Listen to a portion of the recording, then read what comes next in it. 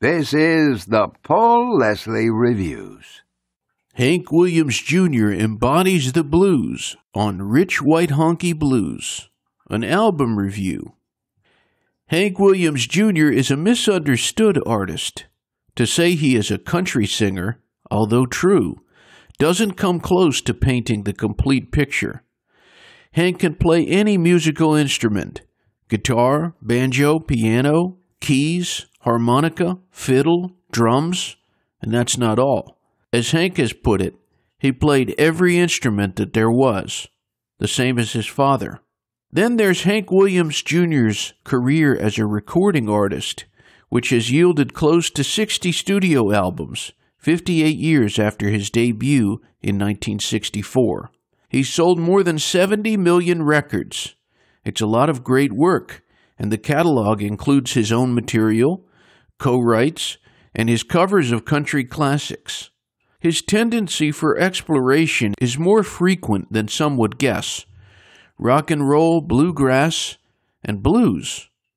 The blues? The blues are hardly new territory for Hank Jr. Those familiar with his vast discography may remember the blues medley on the Major Moves album of 1984, or even better, the early blues tunes on the Montana Cafe album from 1986. It's the roots blues he interpreted that lets you know it's not a casual relationship Hank Williams Jr. has with the genre. You could say the blues is something of a family tradition.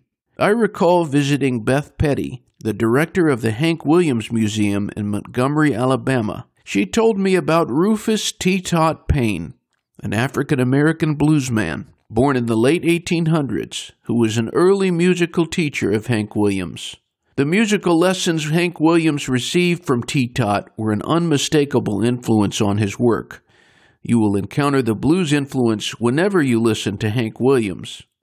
Hank Williams Jr. wrote and sang a heartfelt memorial to Payne on T. Tot's song, which you can find on the Almeria Club album that came out more than 20 years ago. That same record starts with Last Pork Chop, when Thunderhead Hawkins, the blues alter ego of Hank Williams Jr., was revealed. In 2022, Hank Williams Jr. decided to go all in with a full blues album, Rich White Honky Blues, working with famed record producer Dan Auerbach. The album has some dirt on it, to use the term some musicians use to describe realness.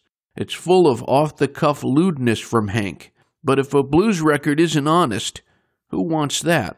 More than all of this is Hank Williams Jr.'s contagious, self-evident joy. Blues are wrongfully thought of as sorrowful music. The late writer and critic Albert Murray put it best: the blues is not the creation of a crushed spirit people. It is the product of a forward-looking, upward-striving people. Nobody could accuse Thunderhead Hawkins of having a crushed spirit. The record starts with 44 Special Blues, which is Hank's reimagination of Delta blues legend Robert Johnson's 3220 Blues. It feels very much like it's recorded live in the studio. He follows that with the electrifying Georgia Women, an R.L. Burnside song, and one of the best tracks on the record. Hank Williams Jr. has a penchant for Lightnin' Hopkins. He covers My Starter Won't Start, Short-Haired Woman, and closes the album with Jesus Won't You Come By Here. He was covering Short-Haired Woman in concert as far back as the 1980s. Songs like Short-Haired Woman have a bit of vocal distortion, but it only adds to the appeal. Take Out Some Insurance is perhaps one of the best covers on the album. Hank's joy is undeniable, and he delivers this Jimmy Reed classic with lots of swagger. What of Hank Williams Jr.'s own blues compositions? Look no further than the title track, Rich White Honky Blues. Hank sings, I was raised on Bo Diddley, Jimmy Reed and Bobby Blue. I hung out with Lightnin' Hopkins, John Lee Hooker, just to name a few. I'ma tell you about Robert Johnson. Everything he said was true. Then there's the rock song, I Like It When It's Stormy, which tells the story of a mercurial mind. Also, there's the stripped-down blues sound of Call Me Thunderhead. Hank's own compositions suit the feel of the album perfectly. You could imagine all of them being played in some juke joint.